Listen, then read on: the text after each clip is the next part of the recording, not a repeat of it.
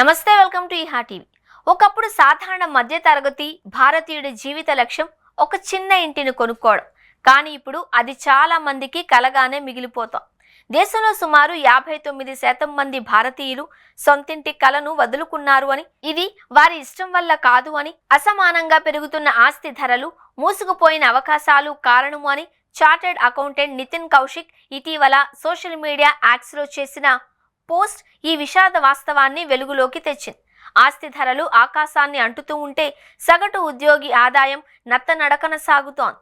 2018లో top నగరాలలో చదరపు అడుగు రేటు సగటున 5,500 రూపాయలు ఉండగా 2023 నాటికి ఇది 11,000కు పెరిగింది. అంటే రెట్టింపు వృద్ధి. అదే సమయంలో సగటు ఉద్యోగి జీతం 2019లో సంవత్సరానికి 1.35 లక్షలు ఉండగా 2024 నాటికి కేవలం 1.80 లక్షలకే పెరిగింది. అంటే 33% మాత్రమే వృద్ధి. ఇంటి ధరల పెరుగుదలతో పోలిస్తే ఈ ఆదాయ వృద్ధి చాలా తక్కువగా ఉండడంతో సొంతింటి కల కేవలం కలగానే మిగిలిపోతోంది. నితిన్ కౌశిక్ 5-20-40 నియమాన్ని ప్రస్తావిస్తూ గృహ రుణాల లెక్కలు ఇప్పుడు పనిచేయడం లేదు అంటున్నారు. ఏటా 10 లక్షలు సంపాదిస్తున్న వ్యక్తికి 2 కోట్ల విలువైన ఇల్లు కొనడం అసాధ్యంగా మారింది అని, ఇది ఒక అజ్ఞాత గడియారంలా మారింది అని ఆయన అభిప్రాయపడ్డారు. అంటే సంపాదనతో సంబంధం లేకుండా సామాన్య మధ్యతరగతి వ్యక్తికి ఇల్లు కొనడం ఆర్థికంగా చాలా కష్టంగా మారింది. రియల్ ఎస్టేట్ రంగం నల్లధనం ఆధారంగా నడుస్తోంది అని కౌశిక్ తీవ్రంగా విమర్శించారు. 1 కోటి విలువైన ఆస్తికి సుమారు 32.5 లక్షల పన్ను విధించాల్సి ఉంటే ప్రజలు ఆస్తిని తక్కువ రేటుతో రిజిస్టర్ చేసి మిగిలిన మొత్తాన్ని నగదుగా చెల్లిస్తున్నారు అని ఆయన పేర్కొన్నారు.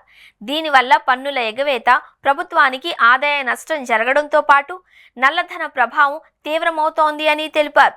ఈ పద్ధతి మధ్యతరగతి ప్రజలకు ఇంటి కొనుగోలును మరింత భారంగా మారుస్తుంది.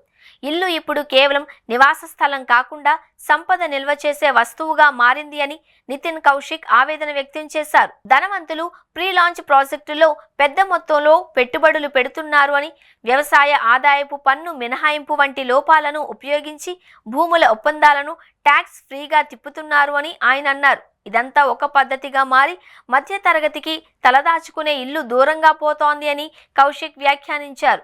గుర్గావ్ వంటి నగరాలలో ఇళ్ల ధరలు అంతర్జాతీయ నగరాల కంటే ఎక్కువగా ఉండడం చూస్తే ఇది సామాన్యుల కోసం రూపొందించిన వ్యవస్థ కాదు అని స్పష్టమవుతుంది. ఈ వ్యవస్థ బాగా సంపాదించడానికి కాదు, బాగా మోసం చేయడానికి నేర్పుతుంది అనే నితిన్ కౌశిక్ మాటలు సామాజికంగా తీవ్ర ప్రతిధ్వని కలిగిస్తున్నాయి. ఇంటికి ఊసే లేని తరం ఎదుగుతోంది అంటే అది మన భవిష్యత్పై వేసిన ముద్రగా భావించాలి అని ఆయన హెచ్చరించారు. ఇల్లు కొనాలి అన్న ఆశను వదులుకున్న 59% మంది మధ్యతరగతి భారతీయుల కథ ఇది. ఇది వ్యవస్థకు లోపమా లేదా ధనవంతుల క్రీడలో మధ్యతరగతి బలయిందా? ఎంతకాలం ఈ అసమానతల ఆట కొనసాగుతుంది అన్నది సమాజం కలిసికట్టుగా ఆలోచించాల్సిన సమయం ఇది.